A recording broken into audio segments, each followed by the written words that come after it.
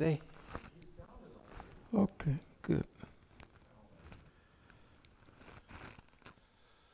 What about the other brother? Huh? Not Abdul Latif, but okay.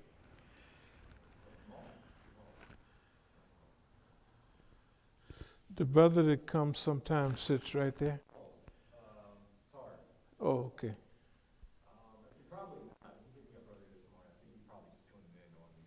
Oh, okay. Very good. Very good.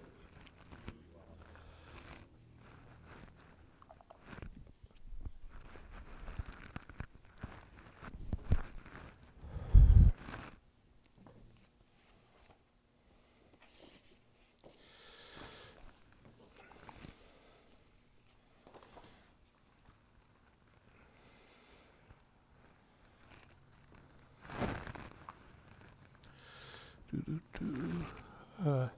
Here's a little bit of that handout. Oh, let me see. Just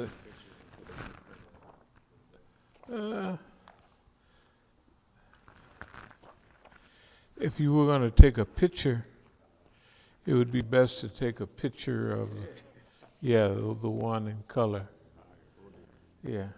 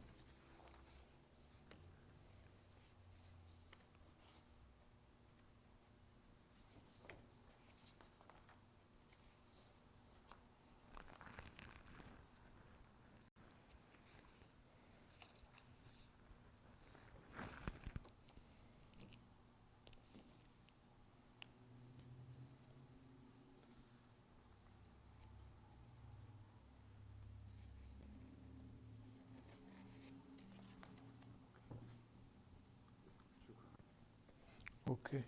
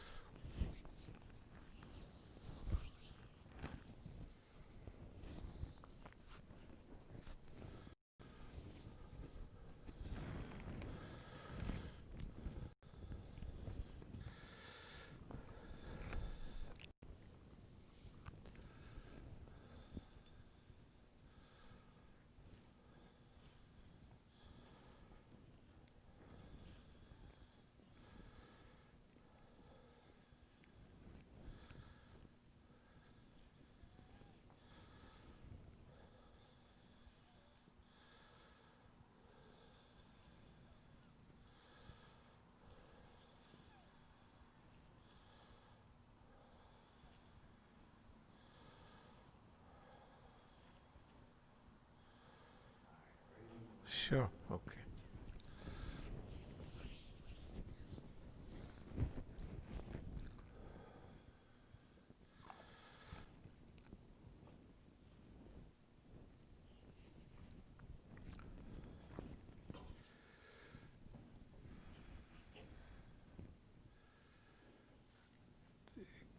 This one and put it here. So you have one of these, right? Yeah. And then there's one for.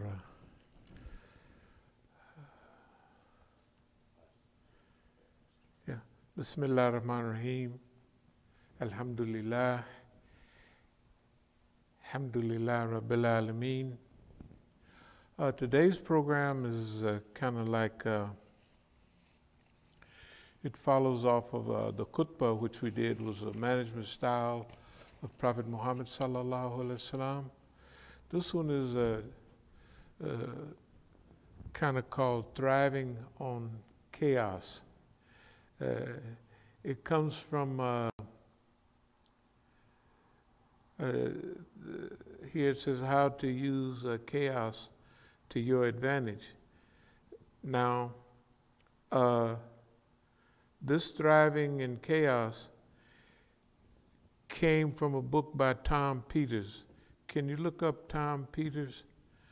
Tom Peters, this was about the mid and early 1980s, when the United States was really coming into its first big challenge. At that time, it was Japanese ingenuity, thriving on chaos. And this one, and it was by Tom Peters. That was a book by Tom Peters. It was a big management book in those days. He was considered the management guru for that period.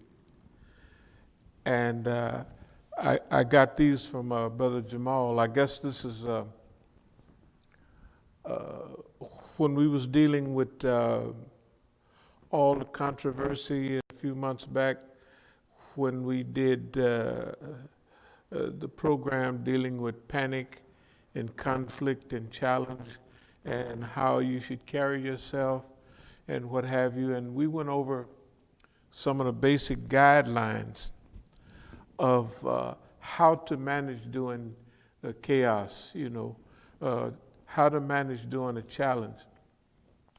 So we wanted to just look through some of this, mainly right now to get a feeling about where we are as a country and as a world as a whole. So it says chaos action plan, define the threat, what is happening right now, identify the impact, what is the result. That is, what is the result of what's going on right now in the world? And it has number 2 is curious. What do you have to work with? Create smart or short-term goals. I mean, what do you have as a group? So we would be looking at the challenges the world is facing and what we're challenged with in the United States and our special circumstances within the United States. As a Muslim group, as African American origin, it brings us into conflict with a lot of the challenges that America faces. In other words, we have a certain position, and the system has a certain position on us. Creative. How are you going to solve this? In other words, if America right now wants to be a global leader or a world leader or evolve out of this administration's mishap of the last 3 or 4 years, right? Then it should have a platform and a program to resolve the problems of the world. Not only resolve the problems within the United States, but if it wants to be the so-called world leader, then it should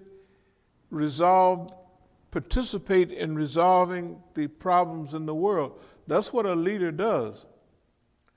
a leader develops a system that resolves problems.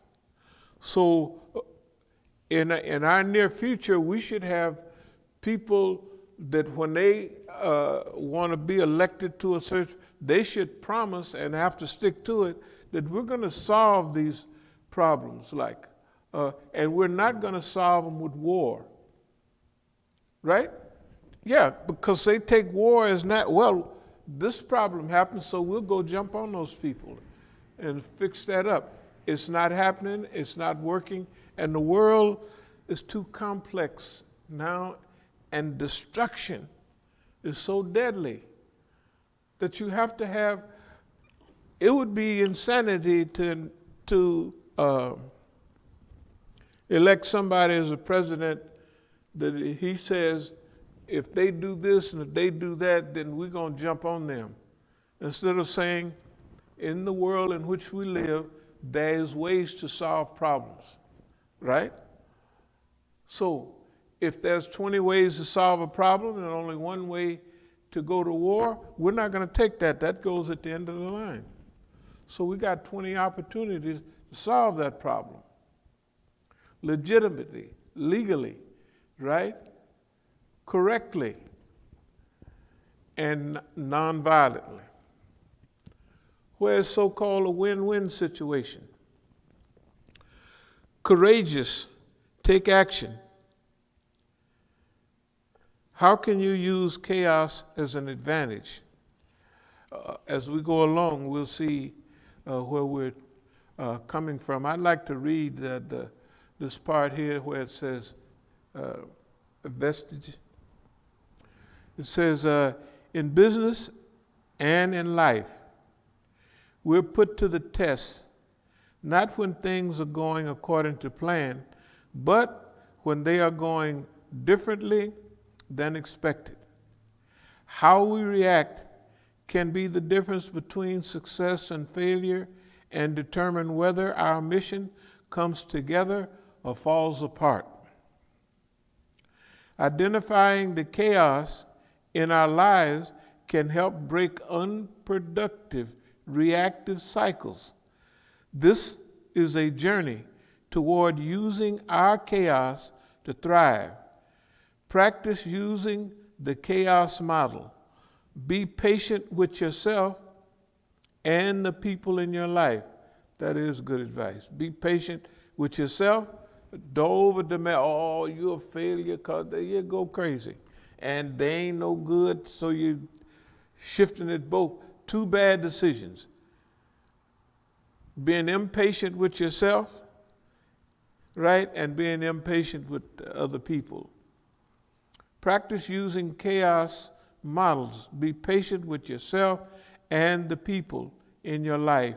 Remember, everyone is dealing with their own forms of chaos.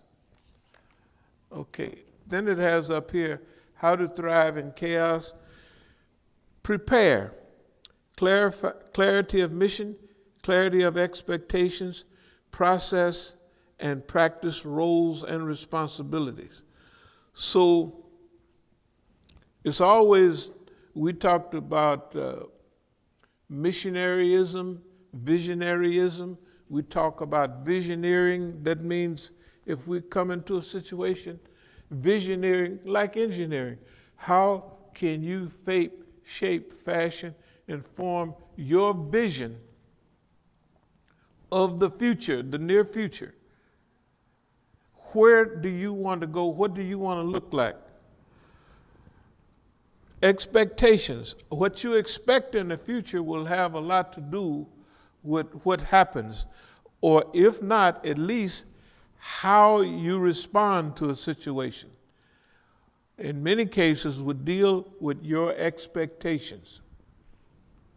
So expectations, pre-planning, being ready for, being aware of, and that's what As-Sabiqun means. Sabiqun means going out first, going out in front.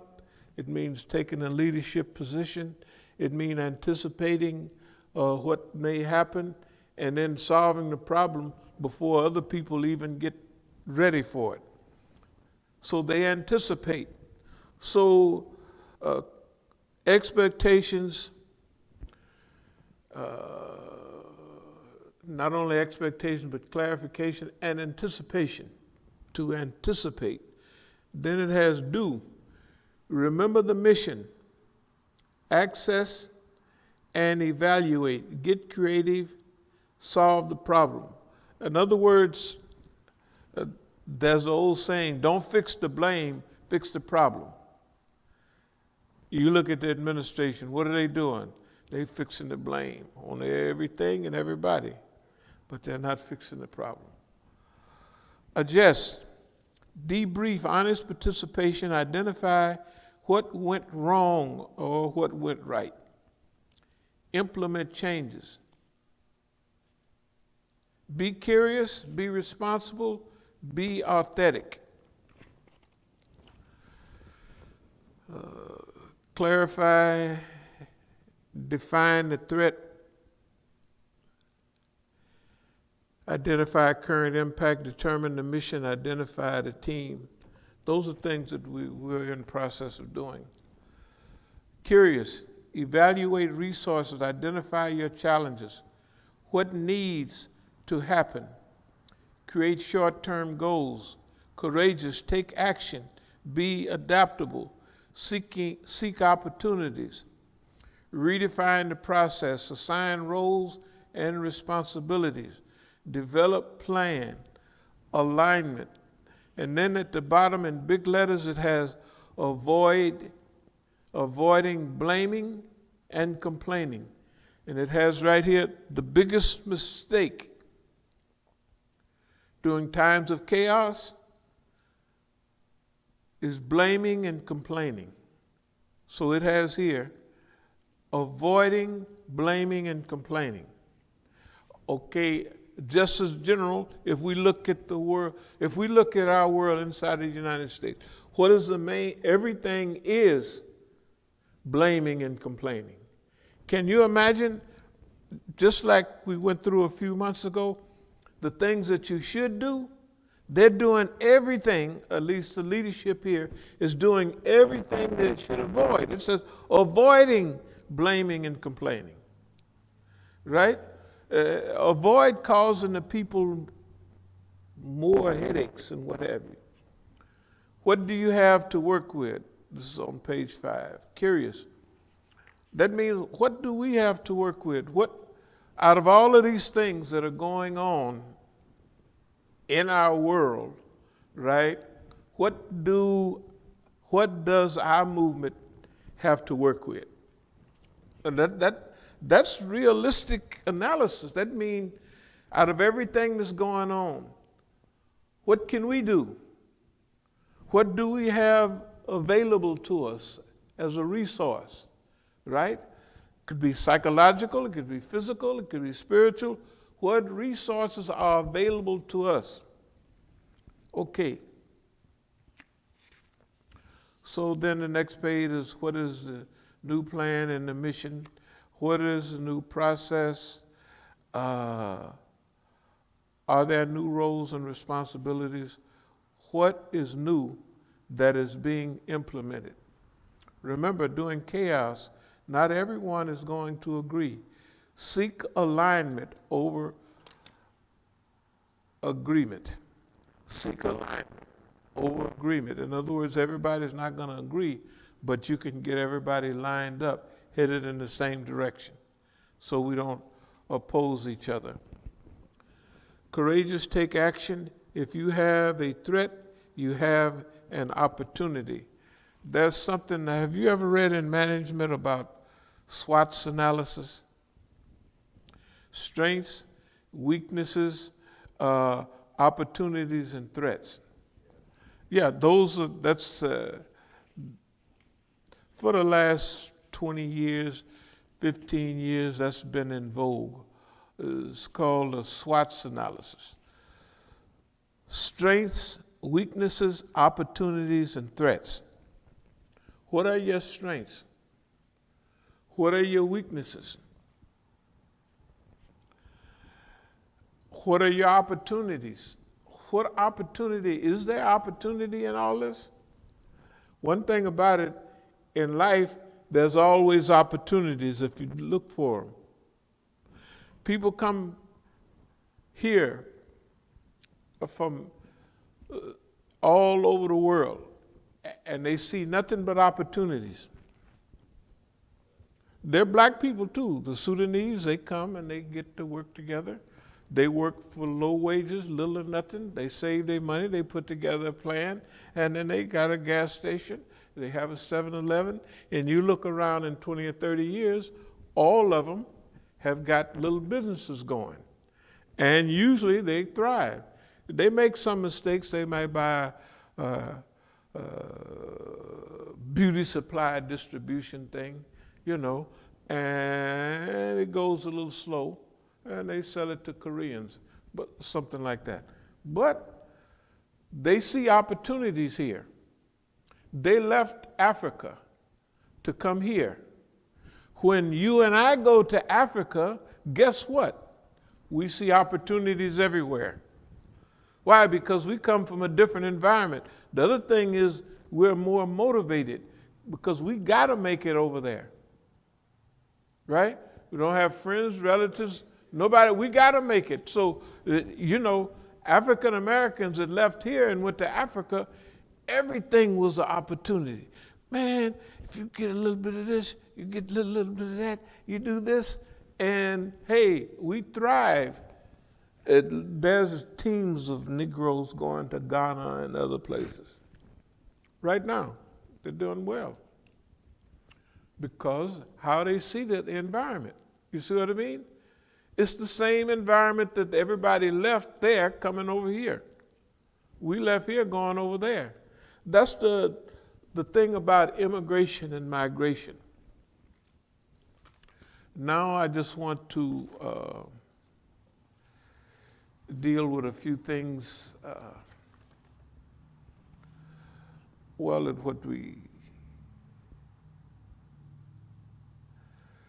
In our returning to Oakland,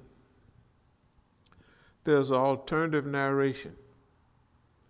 The alternative narration is we're in the promised land. Not you're going to get to the promised land. See, remember, everybody had that biblical view. We're going to cross over the River Jordan. We're going into the promised land, the land of milk and honey. Okay. Martin Luther King, his last big speech. I may not get to the promised land. I've been to the mountaintop and I've seen the promised land. I've seen it. And I may not get there with you, but we as a people will get to the promised land. Okay? For instance, as a people, we read about proposals for the Declaration of Independence dealing with slavery. They didn't put it in there. They had Jim Crow laws. They had all kind of the 13th Amendment, the slave patrols, all of that was designed against us. So technically, they never, why we haven't never got any freedom, it was never, you've never was considered in it. Everybody else,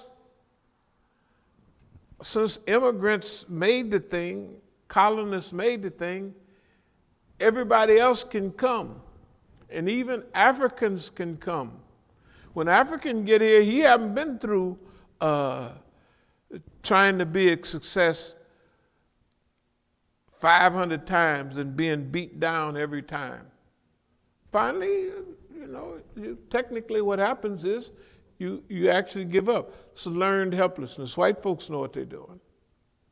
But he haven't been hit like that. And the other thing is, he's going to keep his mouth shut. He's not going to come here. You could beg, please let me come in and start talking about America. When we went to Africa, you think we talked about the government? The government didn't treat their people all that well. We didn't say nothing about it because the government let us in and wasn't going to send us back to the boss man here. We didn't have nothing to say. We mumbled a little, but that sure is cold there. But we ain't said nothing. We wasn't in no demonstrations or nothing against those governments. Why? Because they let us in, right? And they wasn't going to send us back to boss man. So why would we go over there, and why would somebody come here, beg and plead to get here, and then we want freedom, we want this? For them to get here is freedom. All they wanted was an opportunity to make some money. That's all they wanted, and that's what they got. And you can see maybe 90% of all immigrants you would consider them in a while successful. Yeah. Almost all of them are successful. What they call in this America successful. Because they're willing to work for it. When they have to work in their country for $1 a day, and they can work over here for $5 an hour, you don't want that. But they, shoot, I'll take it happily, right? And I'll save $4 of those dollars a day, and I'll sleep on the bridge anywhere else. Me and my homeboys, all of us gonna be there until we save us enough money to get one house or one room. And we're gonna all go out working. Pretty soon, we're gonna get a spot, or we're gonna get a house. And there's 20 of us in that house. I watched the Vietnamese do it in California. It would be 20 of them in one house. Then they would get another house, 10 at that house. Then they would get another big house, and it would be 5 in that house. And then the next time they wouldn't have to split up anymore, because now each one of them have their own family home. And that's what they did, and that's what they do. Okay. Alternative narrative. We are in the promised land. Americans, in other words, the Quran always talked about if you were impressed in the land, why didn't you migrate? You know. Right. Okay, it talks about that. But that time is not with border patrols, with passports, you know, with immigration laws. That's not necessarily possible. Now, there's still some of it going on, but it's closing down. Things are getting smaller and quicker. Remember, we have world news. They said this morning that they're surrounding a town in Ethiopia, and it's 500,000 people there, and they're gonna do this, that, and other. It used to take weeks for that information to get out and to get over here. And sometimes it would take almost years to get here. And now we can see it on satellite right there, instantaneous. That means you can know how this is going to affect you, you know, right now. Okay, Tale of Two Cities. It was the best of time, and it was the worst of times. That situation almost always exists. For some people, it's the best of times. For some, it's the worst of times. But here in America, when it says about threats and opportunities, these challenges are opportunity for us. We see everything that happens as opportunity. We see all the fitna that happens to us and around us as an opportunity. And since it was going that way anyway, then we would join in the process of engineering things, right, to go that way even more.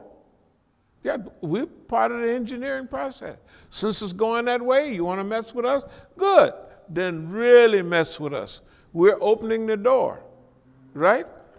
Even, you see, we don't close off our phone or nothing to crackpots. We don't do that because we want you to continue, right? We want you to do that. That helps our narrative. On all of our flyers, you go back 5 or 6 years, we said that we're going to design a platform that where agents identify themselves. Yeah, and they do. That's what psychological guerrilla warfare has been. Okay. Why? Because that's how we look at it. we done looked at all other kind of, well, what can we do here? Let's see, we're in America. What's happened before? Oh, they did that to this guy or that guy. They did this or that to that group. Then what do we have? Okay, and what can we use for our benefit? Well, let's use the exact things that they think we're going to be afraid of. Let's use them, right? Let's use them. Let's manage them. Let's design programs that fit right into their program, but it produce our outcome. In other words, we're playing with their ball, but it's on our court. Let me say that again. We're playing with their ball. It's just, we're playing with it, right? But they're playing on our court. They're playing on our court. There's some things we know about the court. They think it's their court. They think all the referees are theirs, and they're partially right, but they're not all the way right. We have to take the percentages. How much of the court do we control? How much of that court can we control, right? This is the type of thinking that we have to have. Not we have to have. We've been doing this all along. And many people have come to try to help us. I can give you an example. I was in a Negro masjid in LA. They was having a big business meeting, and they were trying to get aid and assistance and support from the Islamic Republic. And this was a business meeting, like. So, you know, Shias,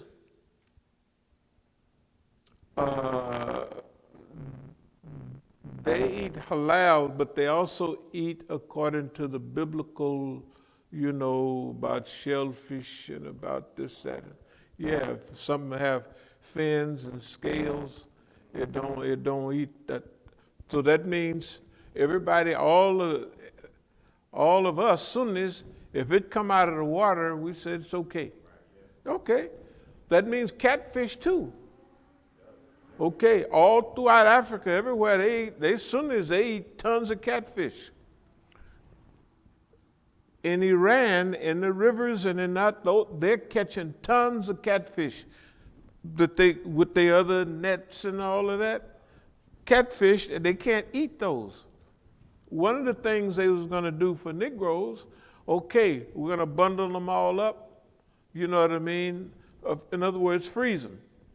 And we either ship them to you or you get a outlet in Africa and all that. This is what they're going to do. All of our catfish, all of that stuff, eels and stuff that they eat everywhere, they eat them. Delicacies. We're going to give them to you guys. We're going to pay shipping. And the Negroes blew it. I'm telling you, we're in the promised land. They blew it on purpose. How do you blow that? Well, you plan to blow it. First of all, I didn't see too many things. For instance, if you buy Negroes, say down in Texas, a big supermarket. Now this is like 1980s, though. You spend $3 million on this supermarket and let Negroes manage it. Suppose the Negroes come from up north and everywhere. Why? Because see, Houston in those days was a center of free Islamic literature. Like the Shias had a spot down there before the revolution where they distributed free Islamic literature. You know, all of their books. That's what it was called, free Islamic literature. And that was one of the main centers down in Houston. So the government knew where to target. They knew where to target. And they sent Negroes down there. Just like all the Negroes they had at the masjid in LA. You have all this time, where are they? Where do they go? who's they associated with. You got to remember, Iranians, Sunnis, Asians, and others have some justification for the way they treat Negroes over here. You got to remember, the ones that they see are not you and I. They send, you got to imagine that, you think about it, they're going to send Negroes to everywhere there's a beautiful thing, man. When I travel all over the country, to all the universities, all the masajid, and I would just hang out in the masjid, and I saw Negroes on the move. No, I'm telling you, the government sent Negroes all over the United States to sit right up under them people. And right now, it's many like you see that the immigrant community use the Negroes as mouthpieces. But also, them Negroes are there for the government to keep an eye on them people, to make sure about what they do. When I came here, the first question, I didn't ask this question, but the thing I wanted to know was, at first, the Iranians had, man, they was working hard with Negroes, everybody. So I wanted to know which Negroes worked with them. And I knew who the police was. I knew wherever the Iranians went. When the Iranians moved out to Gaithersburg, the Negroes southeast moved right on out there with them. Wherever they opened up, there they was right there with them. And you might say that's a misjudgment, but when you study their behavior, it's not a misjudgment. Okay, I'm gonna try to pick up a little bit. So the alternative narrative, we're in the promised land. That's where we are. The other thing that we want to do is develop a process, a methodology to bring the best out of the American people. You got to remember, Americans have never had a chance. I'm not talking about to expand. They came and they could go come here from overseas, and they could go out west and they could get 160 acres for free, right? So they came and they flourished. And whenever they wanted them to go somewhere, they would discover gold. You know, the 49ers, they just stole California from Mexico. We're gonna fill it up. Gold, it was a little gold out there. There was a lot of gold out there. Next, Alaska. You ever heard about the 1900 gold rush for Alaska? That's how they settled Alaska. They say it's gold up there. Yeah, they used to call it Stewart's Icebox that they bought from Russia, but it was a good purchase, boy. That's a big place. They bought Alaska and they need people to settle it. So they discovered gold up there. I think it was a little bit of gold in Alaska. But not only that, when they wanted to settle the Dakotas, they said they found a little bit, they couldn't fake it too long, but they just planted a little gold there, and they got people to come. And so for material reasons, especially gold, boy, look at here, they're gonna, but that's not bringing the best out of the American people. When you have World War I and World War II, that's America rising to the occasion of that time, but they say that was the best generation, but those people didn't, sure, they produced, they manufactured, but if you want America, if you don't have to face yourself and to improve yourself, then you're not going to get big. If they want America to get big, bring the best out of American people. Teach and train the American people to resolve their own internal selves. Teach the American people how to see themselves, right? How to expect certain things out of them. How does it take all these hundreds of years to solve the race problem? Because nobody has expressed how archaic and inhumane and out of date is the race problem. They're going to judge people by race. That's it. That's your judgment. Where you live, where you work, all that's going to be defined by race. Not as bad as it used to be, but it's still a reality, right? Okay, Americans are better than that, but the system, that economic, that money system, it won't do it. It won't do it because it don't want to present a situation to bring the good out of American people. Not America the great, America. They're considering America one the West. Well, they killed all the Indians. To make sure they stayed dead, they killed the buffalo to make sure they didn't, 6 million buffalo. They killed every access of liberty for the American Indian. Put them on reservations and gave them smallpox. Everybody knows that. Yeah, that's not great.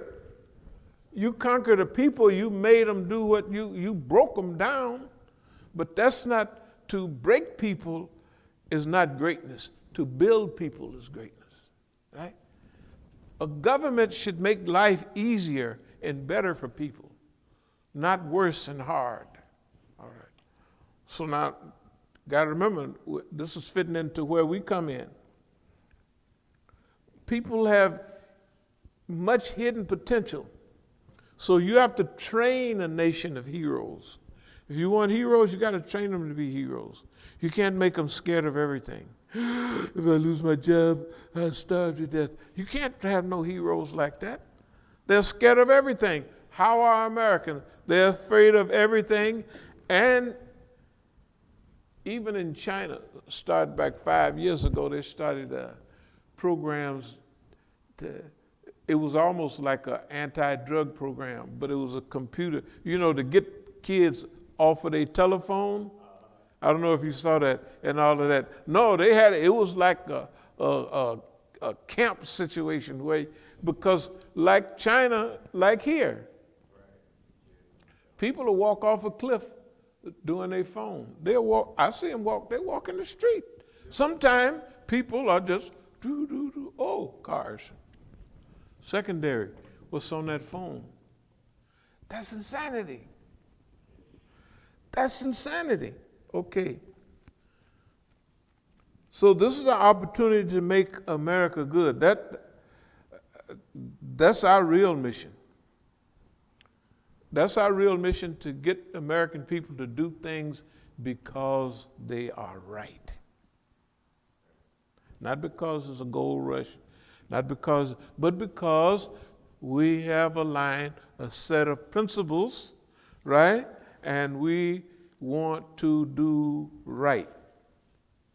And we want the American people to do right.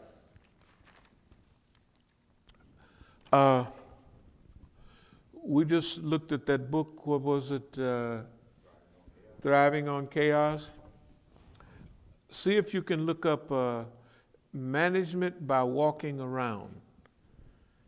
Management by walking around.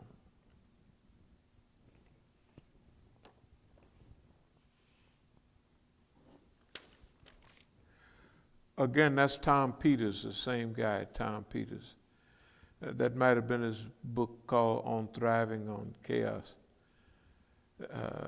It's called Management by Walking Around. Yeah, they like to call it the short initials, MBWA. Right. They do. Yeah, that's what they call it. Well, even just so you do know it's real, here's the thing. Tom Peters, the guy here talking about it. Yeah, Tom Peters. He was a guru all during the 80s, all the way up to mid-90s. He was the guru.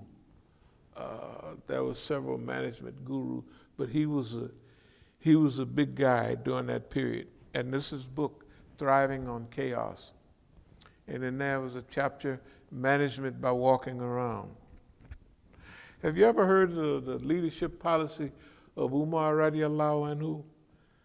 Yeah, I'm familiar with what he would do. Yeah, he would walk around, management by walking around.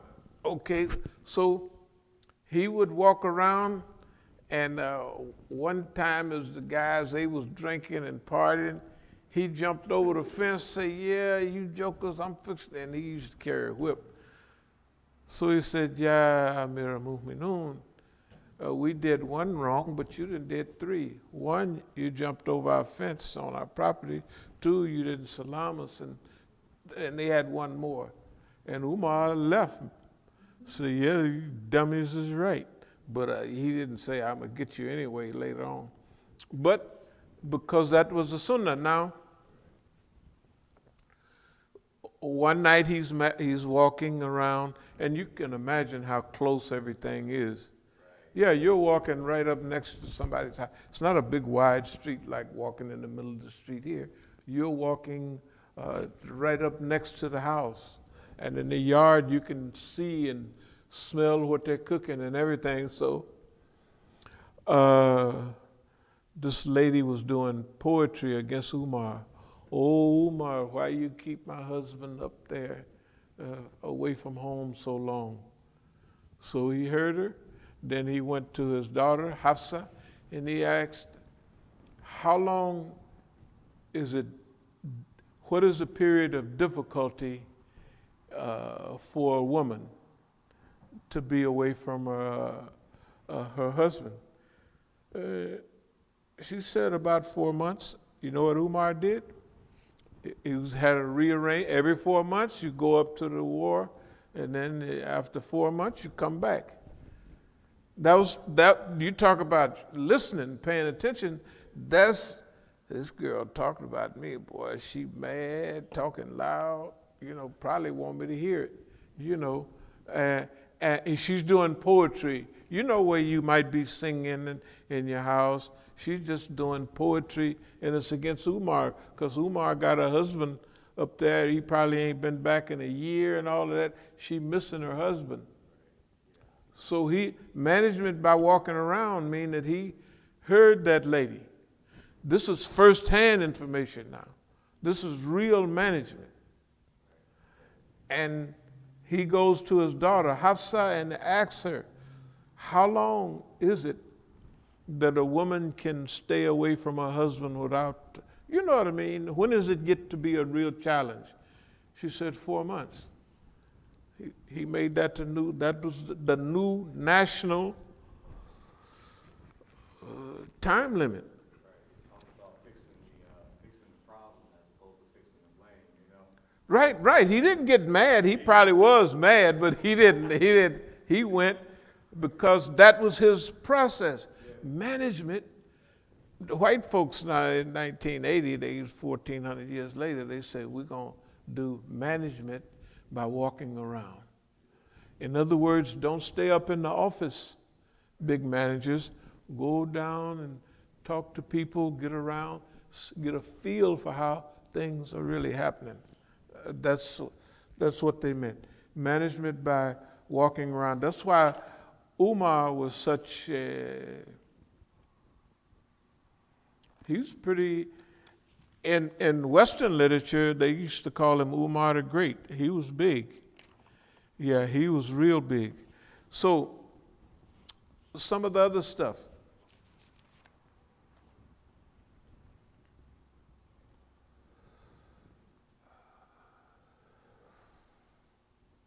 You know,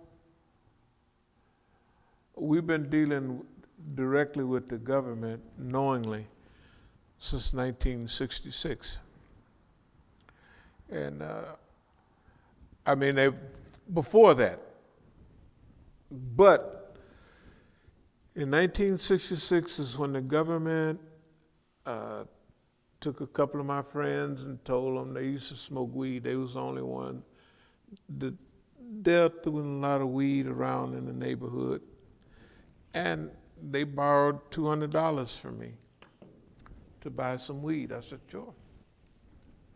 Then they gave me the money back, and then they gave me $500 worth of marijuana already packaged up. So I said, I don't want this. I didn't smoke weed. Imagine you got a Negro, this is in 1966, that I came home at 20 years old in 1965. I was in the Nation of Islam. I didn't smoke. I didn't drink. I didn't eat pork. And I did those rules. I followed them naturally. In fact, I was a vegetarian like I am now. But why was I a vegetarian? Because the police was putting, in the institution, they knew we didn't eat pork. So if they had 100 pounds of meatballs, spaghetti, they just put 5 pounds of pork in there, ground up pork, and let you know it. So, the boss man's kind of mean. You can't, he's kind of mean. I mean, there's nothing you can do about it. So, some of us stop eating, all of us stop eating pork, but a lot of us stop eating meat. And anything with meat in it, like we didn't even eat lamb or anything. Even they have lamb chops, we didn't mess with them.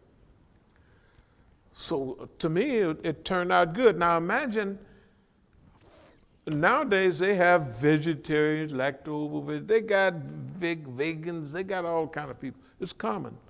But in 1965, when I came home, all my friends, I was kind of well known in the neighborhood. They said, man, what do Hank do now? When I left, we'd party, I'd be going, we'd get drunk and drink wine. I don't drink anymore. Oh, what the heck? Now, imagine now, after a year's time, and we lifting weights and working out, everybody on the job, all the young guys, after the job is over, we go some house and we work out. And so the government looked at it as like a gang. And it has bad influence. Who is that? Oh, that's Clarence Reams, and he's a Muslim, and he stands for this, that, and another. And everybody's watching. You know, if I would have ate a hamburger, everybody in the world would have knew it. Because they said, man, Big Hank had a hamburger, and I know, such and such and such. So anyway, so the government thought that was bad. So that's where the $200 came from. They borrowed the $200, they paid me back in marijuana. And it was big packages. Like, for instance, if it was one matchbox, like a little bigger than this thing here, was $5. And if you bought a bag of weed for $10, it would have 3 matchboxes in there. 3 matchboxes in a $10 bag. So all the weed they gave me was in bags, and it had 4 matchboxes in each one for $10, sometimes 4.5. So I said, well, I sold them to all my friends, of course. They was big, fat, and I must have sold them boys, and within a week they was all gone. But now remember, if you made $100 a week, I made $500 that week, plus my little salary on the job. So that's 5 times whatever people make now. What do people make a week about in an average salary?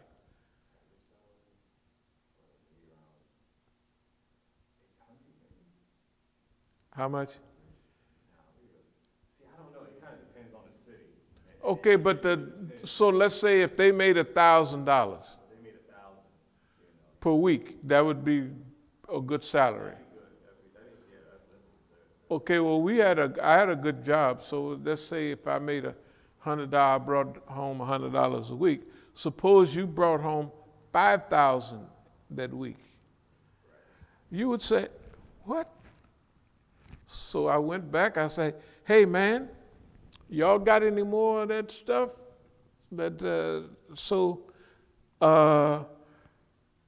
No, we ain't got no kilos, we ain't got.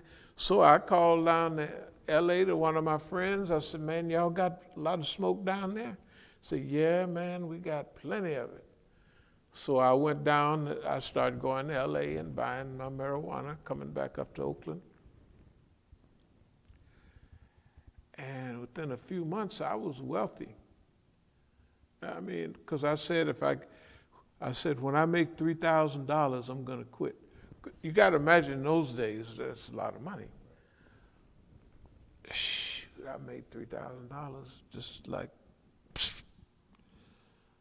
So I was addicted to the money, to the game. And then it was friendly, everybody laughing, coming buying weed and everything. It wasn't like today, it was good business.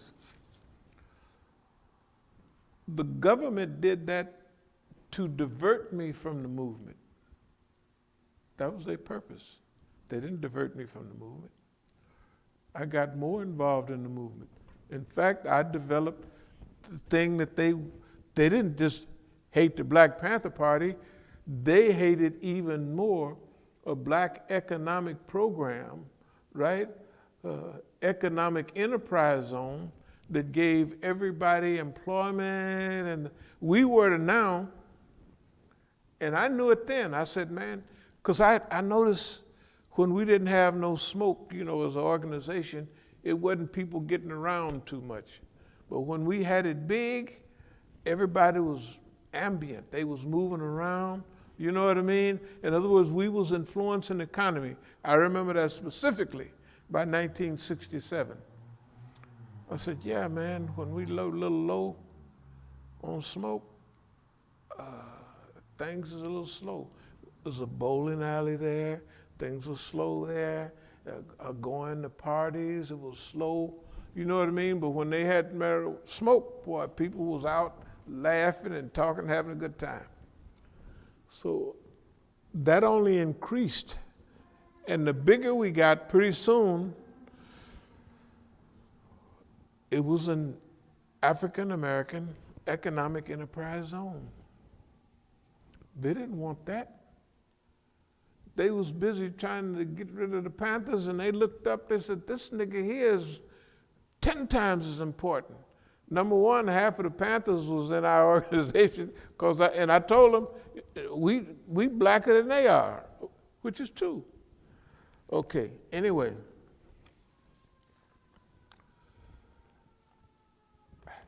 The role of evolution by design, the pace of evolution, self-study.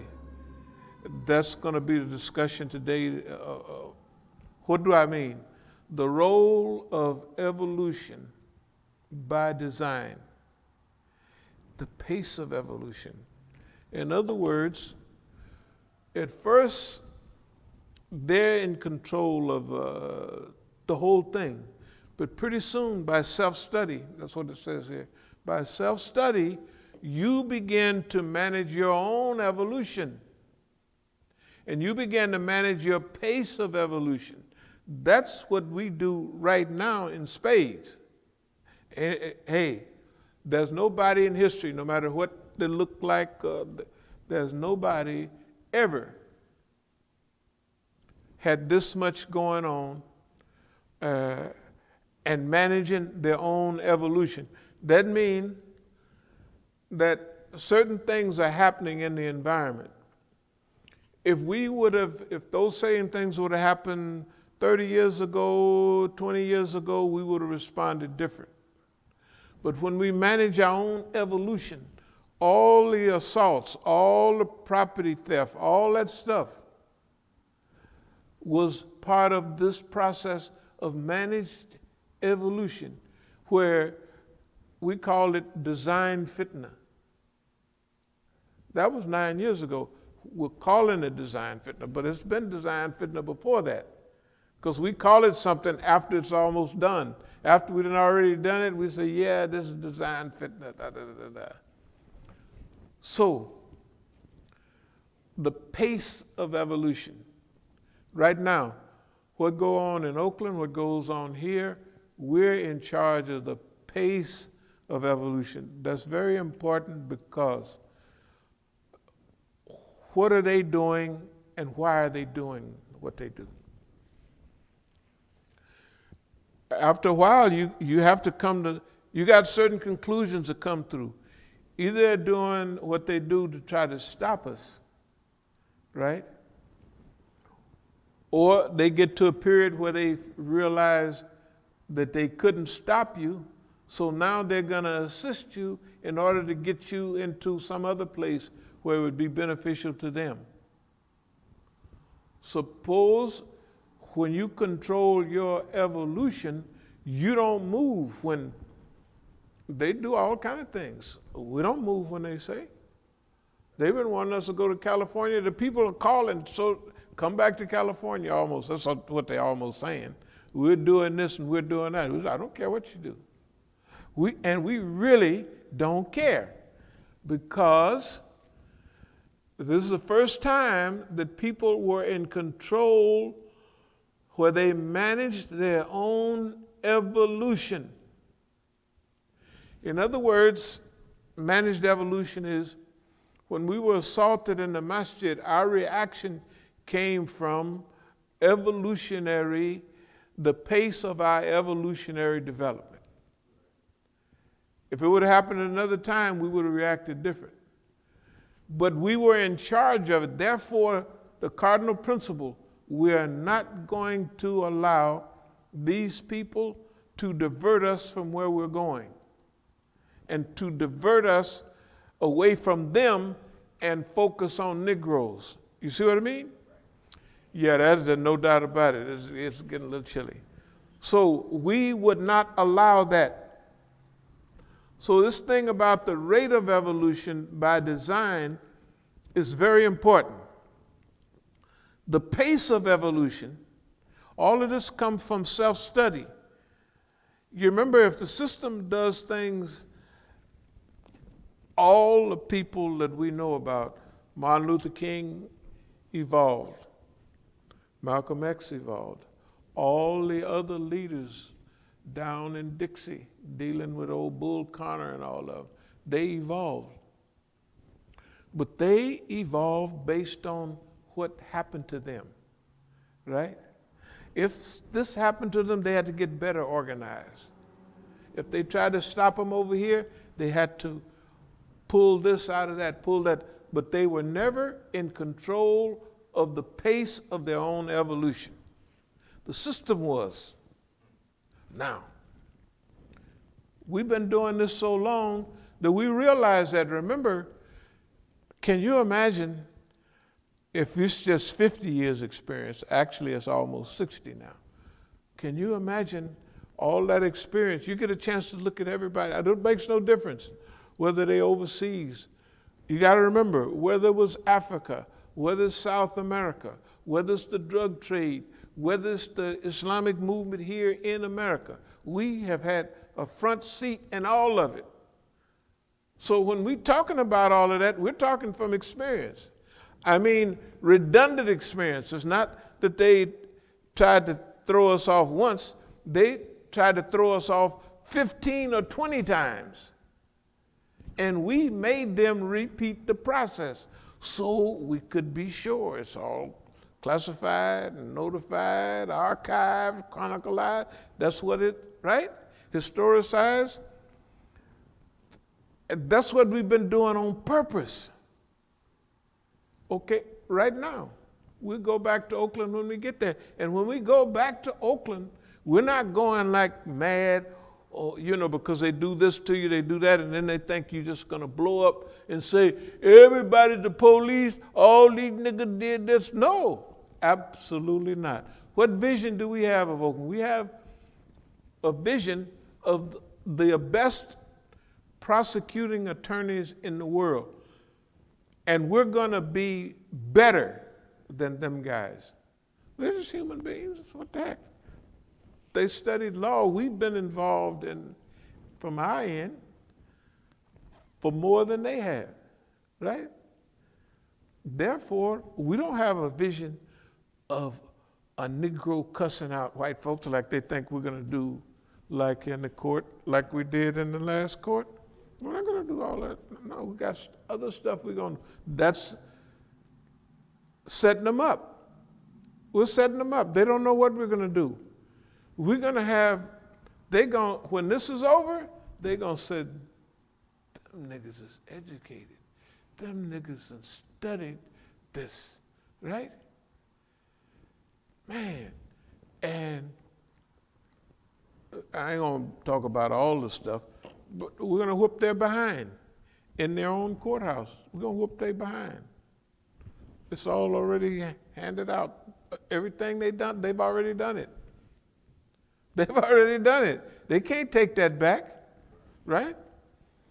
Okay, so the rate of evolution by design, the pace of evolution comes from self-study. Guides to better living comes from the purpose and the focus.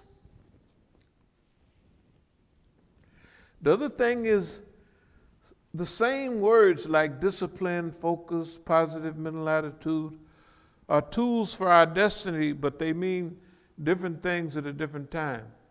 If I listen to Motiversity, whatever, I listen to that stuff now. They have a couple other names, but Motiversity, that's the one easiest to remember. That's the one that's easier to remember, and it's almost a government-sponsored program to bring people into, you could tell because they said every now and then they slip in. All this stuff is about discipline and training and all of that, right? Most of it. Not being one of the masses, and you have to be better at A everything. lot of that is good. You got to be, but also then they bring in, and what about the people who serve? Wouldn't you want to be a service? You remember those? Yeah. The one on courage and discipline. Wouldn't you want to be of service? What about those people who will serve their country, who serve the white man don't never go to sleep. He's recruiting. Because a lot of niggas, you got to remember, how is it that after people go to war, they come back and get mistreated? And it's been like this for thousands of years. And the only people that gain are the ones at the top, right? They got to have a method to keep recruiting dummies. They keep recruiting dummies. Right. Yeah, that's So, one of the things I'd be wondering about too sometimes. how do they do it? Yeah, the They, culture that they use to produce to keep on getting people, especially with it being so obvious now. Yes. How bad they treat their veterans. Like, Yeah, it's yeah. just common knowledge now. but still people are still joining up. They still join. Like they still got a pipeline going. They got it. So that means, well, you got to produce. Mexicans can get citizenship. You know, at least a few of them don't. They didn't cheated a few of them out of it. And they keep you poor. And you know, for black people in the 50s and early 60s, if you wanted to be something, you just join the army.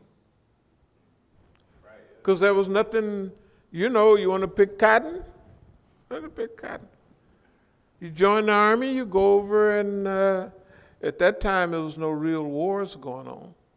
All during the 50s, you go in the army, you get trained, you get healthy looking. Hey, man, and guess what? That was true. Black people will hang around the neighborhood, kind of that wino types, no future. They join the army. Join the Navy and see the world, right? People looking for a purpose. Huh? People looking for a purpose. Okay, this is what we've been talking about all along. We've never given people a good purpose, a real purpose. Now we're going to have to give them that. See, this is not new language to us. We've been talking about America the Good since I can remember. So people will mistake, man, well, what you talking about, America the Good? Well, remember, we have certain goals, hopes, and aspirations and expectations. We expect that America will become heavily Islamic influenced. But we expect that there will be a continuous heavy war against Islam. How can we defeat it? What do we have to do? Okay, we got opportunities.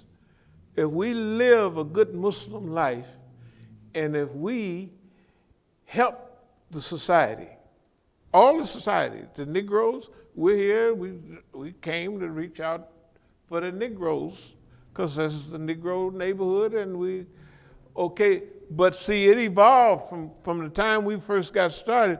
We was working for the whole world, you know, Iranians, Asians, Indo, Pakistan, everybody. That's the beauty about Islam. But we always remained headquarters in our neighborhood. Okay. That's still the same reality, but now we have grown into, we're world citizens. But just like Rome, in its decline, became a Christian nation, we have always believed that America will become Islamic, and that from America, when they go around the world, I want you to just imagine white folks going around the world inviting people to Islam.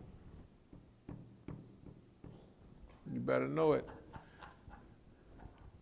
Whiteness is going to be brightness for probably not another 100 years, but way up into that, you know, let's say another 50 years. It's going to have a little effect. Suppose it be contingents of Muslims going around all over the world inviting people to Islam from America.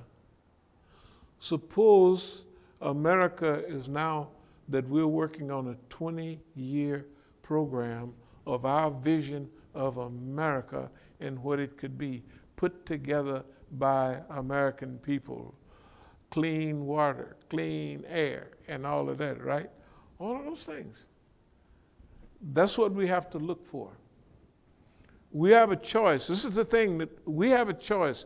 We can have revenge. I'm going to get back at them crackers because they done did this, that, and other, right? I'm going to get them niggas. Niggas busted me upside the head.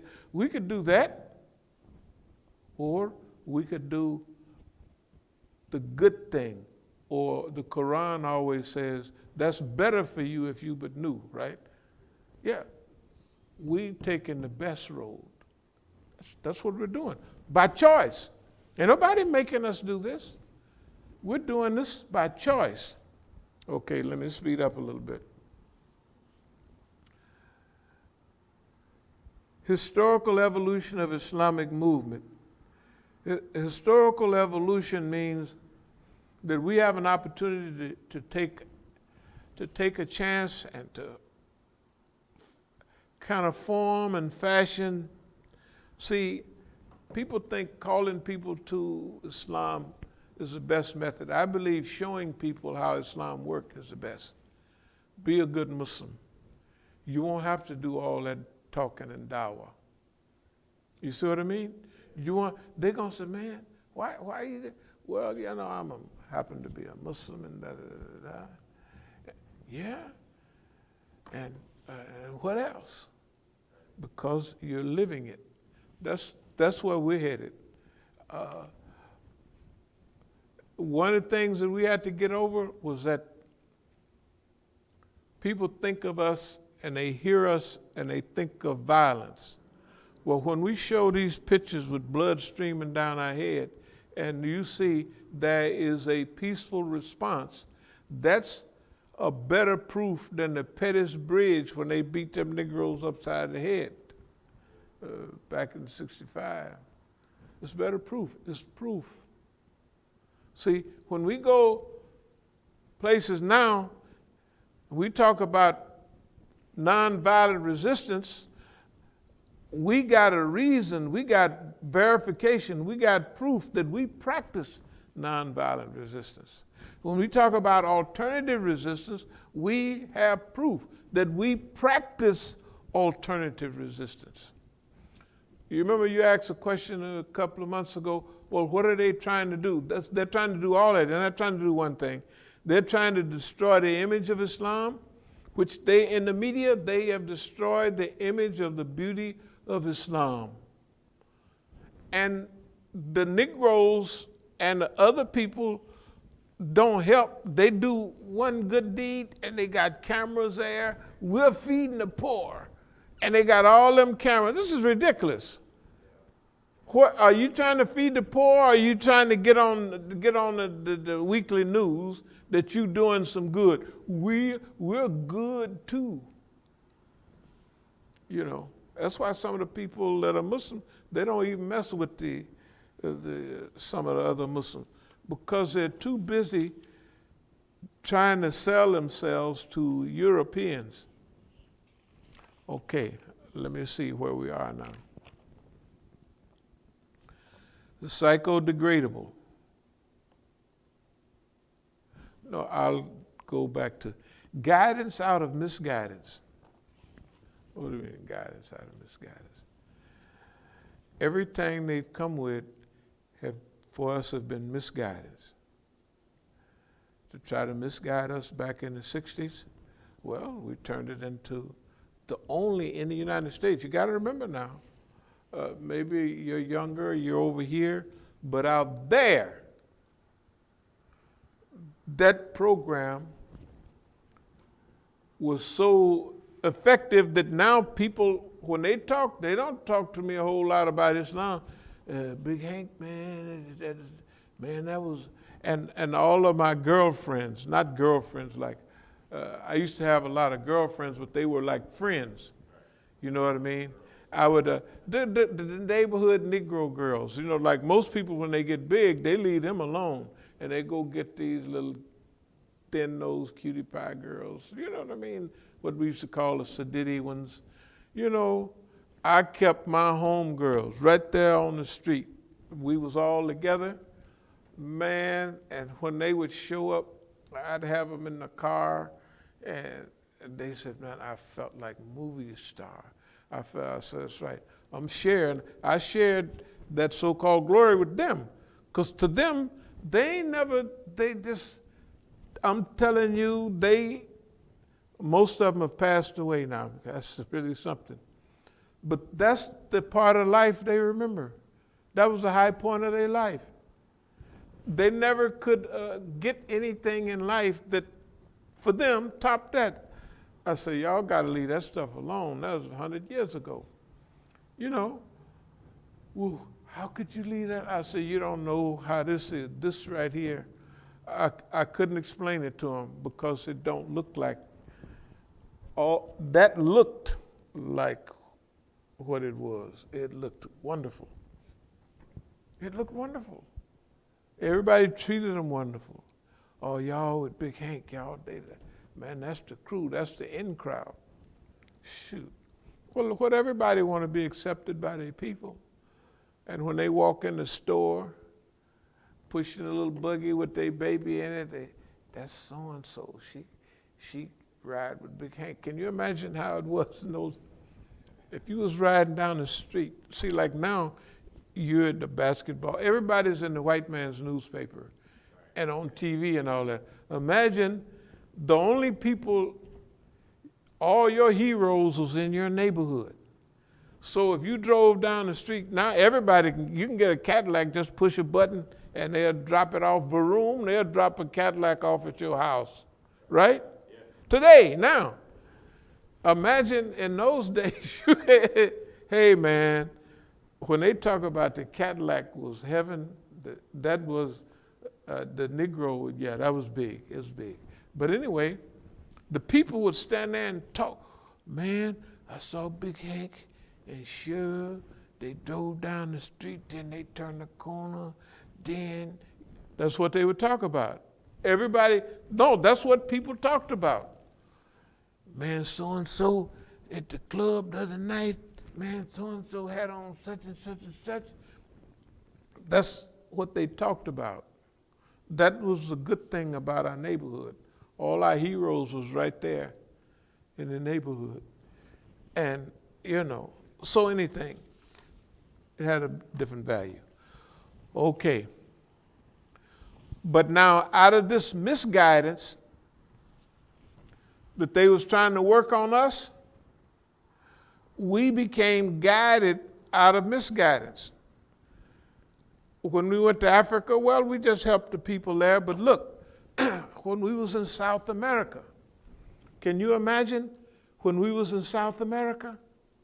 They was there misguiding us. But we got guidance out of that. Everybody that come around us for the last decades have came here to misguide us. The people, the information we get, it's misguidance. But we're better guided than anybody with misguidance. Why? Because that's why what we meant the other day, we make the right decision out of all of this. Yeah. At the right time. I already mentioned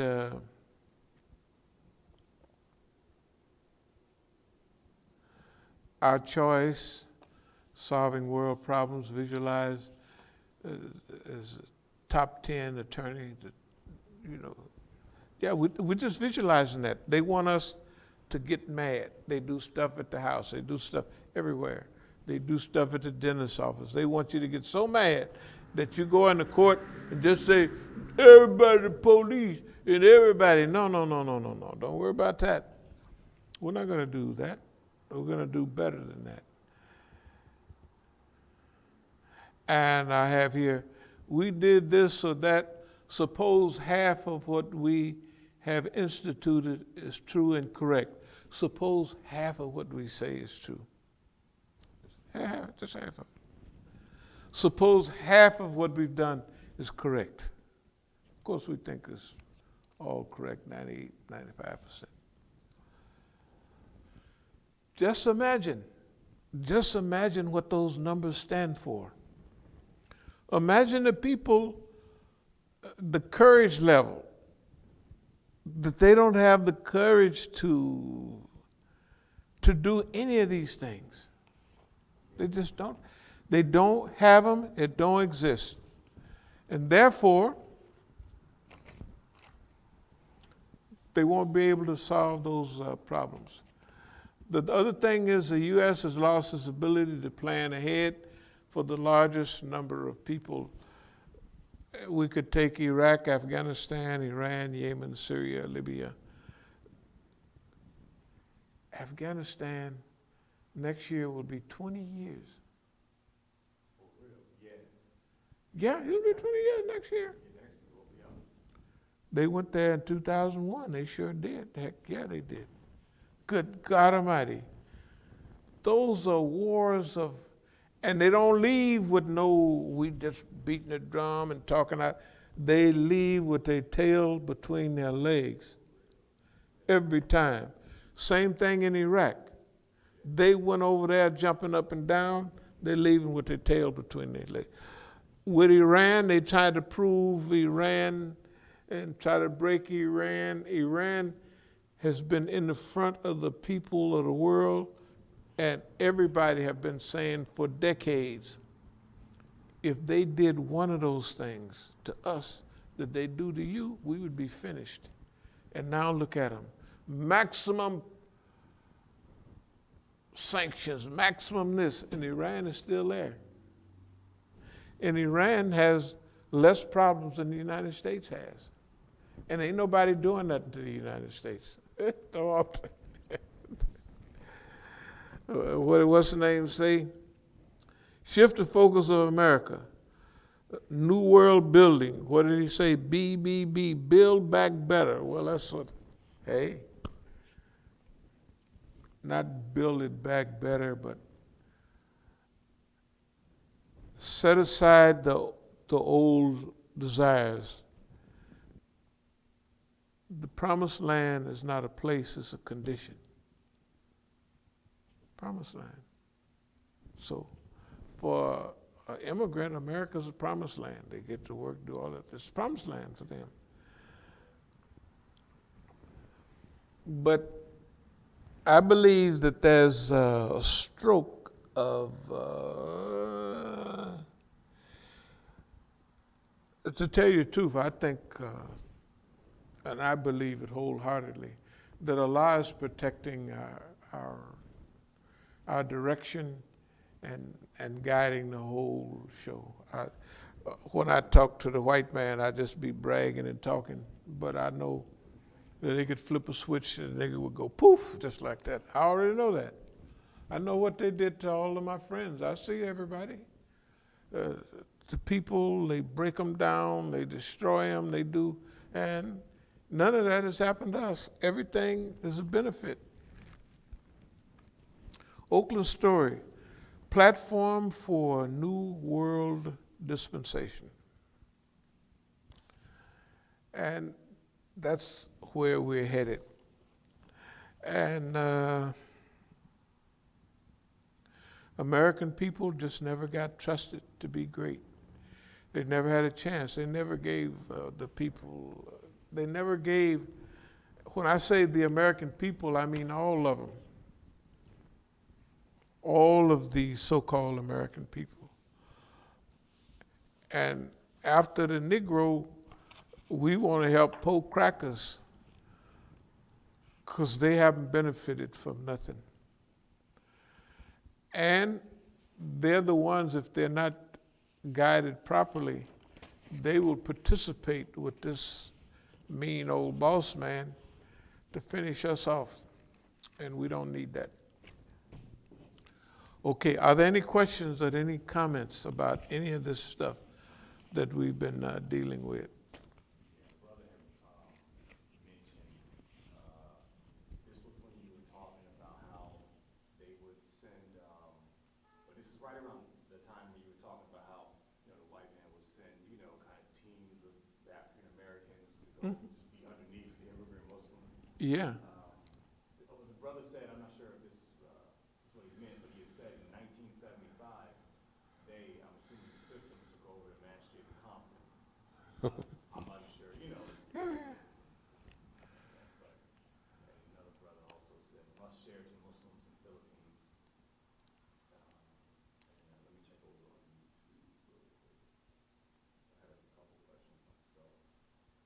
Yeah, so let me check my notes here.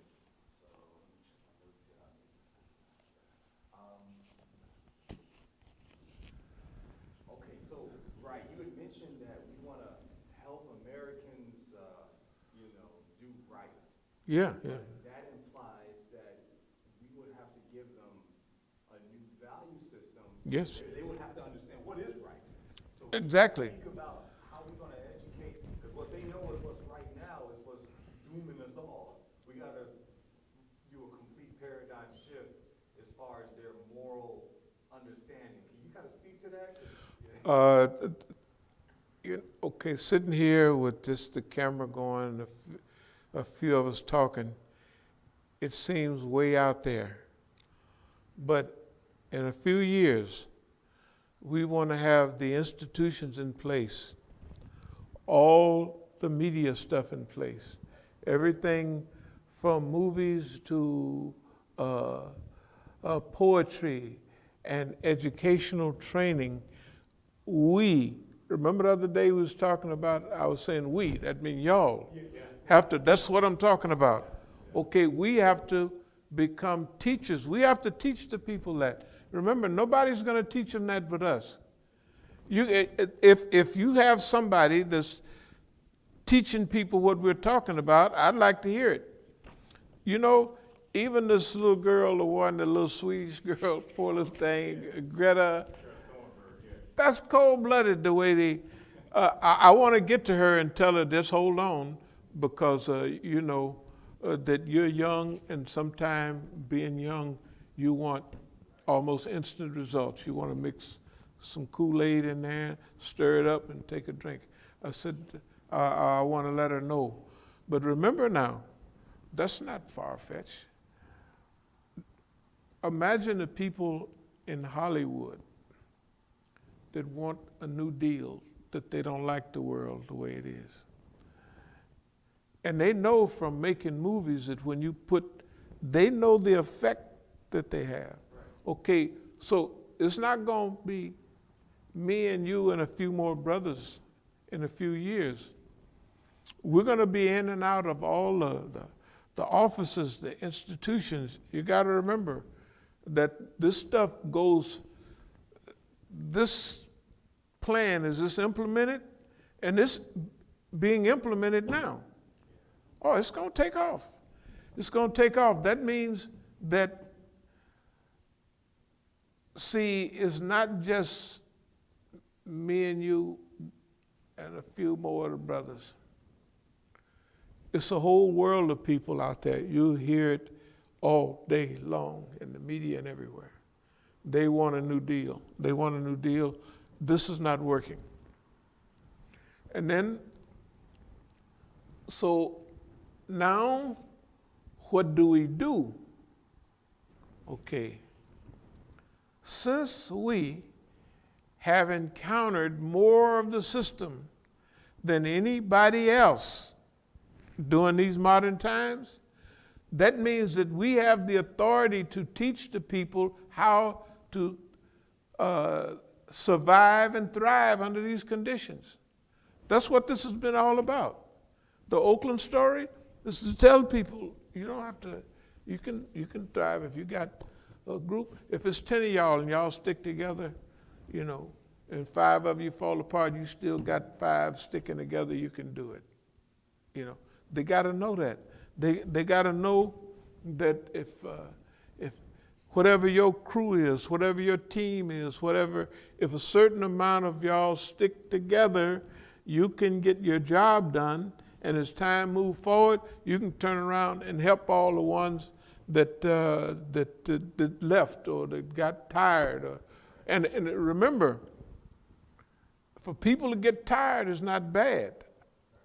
I mean, it's not good for those that are trying to get the job done, but remember, people get tired of trying to get things done, and you spend 2 years tying up this knot and doing that, and boss man come around, he hires somebody, you go untie that. Like when I was being transferred from Florida to California back in the 70s. I was being transferred to Lompoc, and I was in a place down there in La Tuna. No. Here's when that was. I was being transferred from McNeil Island up in Washington to Leavenworth. And when we got to a place called La Tuna, it was one of the white boys from the movement days, you know, SDS or something like that. Students, you know, the bomber is one of the white boys. And the white boy that I was traveling next to was kind of a yogi, you know, long hair. I would say he was a good white boy. He was being transferred to Atlanta.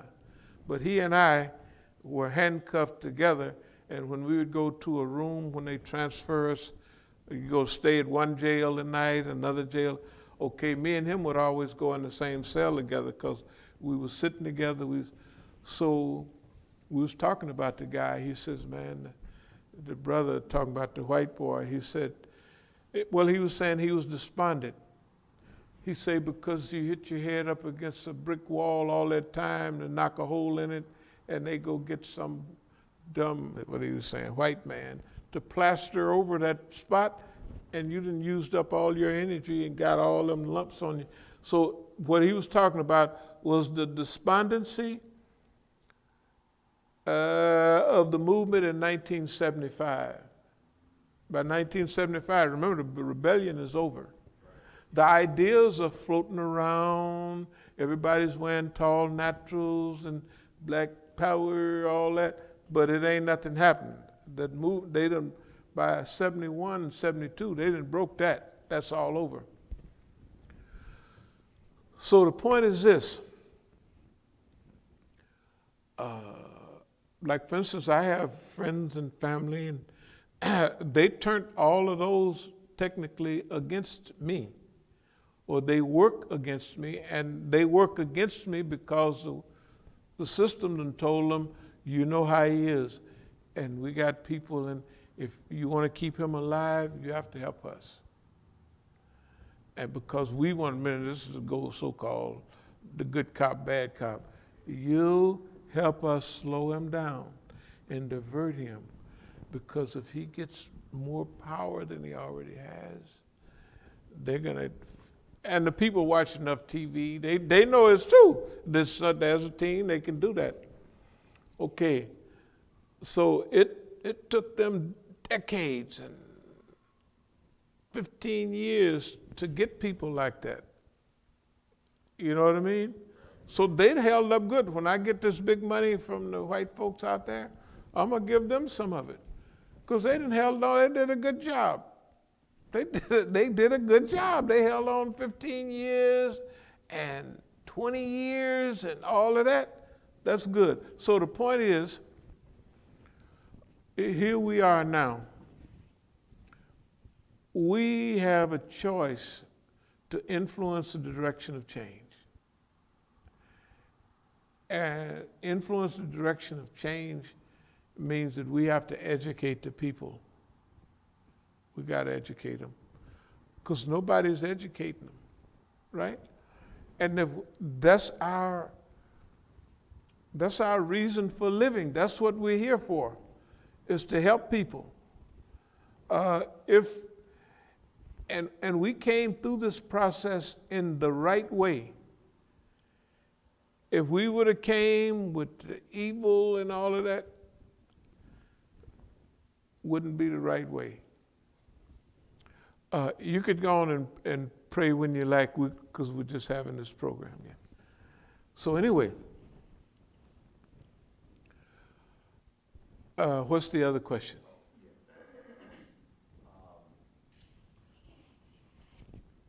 Right. So you know how we know our people. We are people. They mess up a lot.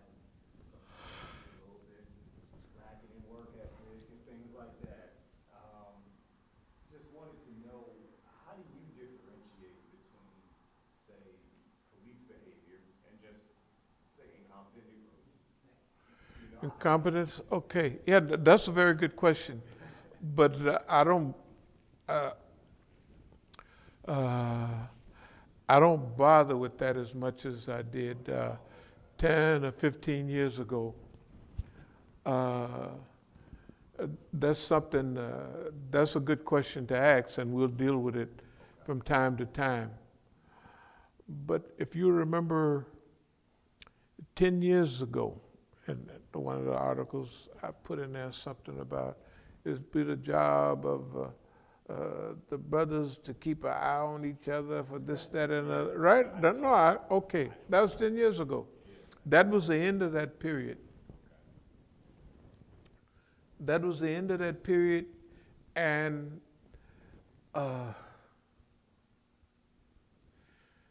here's why it's not good. In America, they used to say, they still say it, they don't mean it, I'd rather see a guilty man go free than see an innocent person punished. They don't feel that way. They might say it. Okay, now, this is acceptance of reality. America does those things. But we're reaching out beyond we're reaching out for them. Remember, half the talks is about some FBI agents that are good and some. There are some. You think we're going to do all of this with just me and you and a few more brothers, Brother Ayub and them? It's going to be, the whole society is going to participate because you have to reach a critical mass that wants transformation, is really willing to work for it. Okay. Therefore, you're going to need Hollywood to make movies. Some of them going to have to come out of that stuff that they're doing and form little cliques and make movies themselves.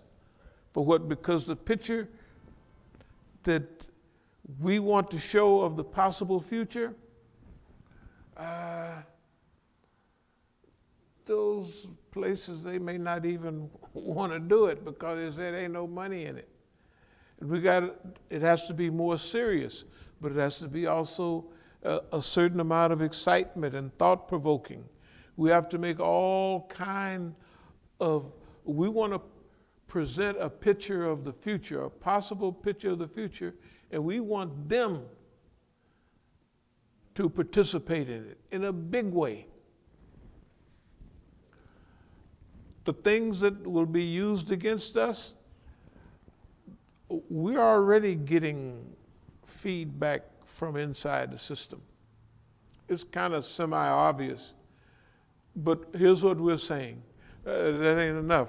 You gotta come on out of the closet, you gotta come on. Look, this is too critical a time. We don't want no signal diplomacy. Send your signal, can't nobody else see it, see that, we with you. No. You gotta come on out. I mean, right? Eventually, the colonists had to go on and say, well, we just gonna fight for our freedom and liberation. But now those words are not the words, freedom and liberation. Those are words that were common to them, what they wanted at that time. Now we want unity, harmony, cooperation, justice, balance, all the new vocabulary. So we don't want to just be liberated, we want responsibility. We want to develop a class of people that are responsible for this type of thing that we're trying to do. And we have to teach the people how to do it. That means, look, within a couple of years, this will be the hub of, as we call it, we should call it, instead of Brother Tufel Strategic Management Center, we call it Imam Tufel. And because everything we have written down, it says Imam Tufel. No problem. But it's not that people think a little, we used to call it T90, small T90. Yeah, it's T90, but anyway, it's okay. So are there any more questions or comments? Okay. I made a note.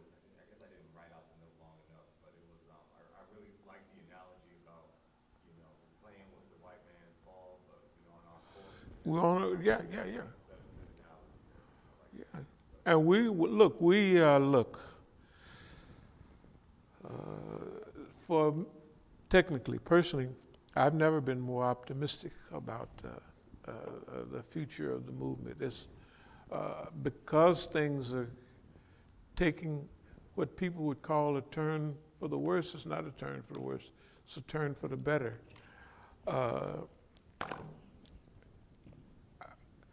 I don't want to say everything is going our way because so many people are getting killed in Yemen and so many people are suffering in Iran and Iraq and Libya. They destroyed all those countries and Syria and all. It's okay. But before the transition, all of those things happened. All of those things, those are things that happen to make the transition necessary. So, alhamdulillah, Rabbil Alameen. Okay. Yeah, I'm all out of questions. All right. So we want to thank all of y'all very much. And remember, dear believers, how many of you are watching these things? These are real issues that we're dealing with. You could see in your own media, or their own media, the chaos, the insanity that's going on. Okay, so we have to manage our own affairs, your children's life, your wives, your families, your grandparents, aunts, and all of that is in our hands. We don't want to leave their lives. They're crackpots. So let's get busy. And thank you very much. As-salamu alaykum wa rahmatullahi wa barakatuh.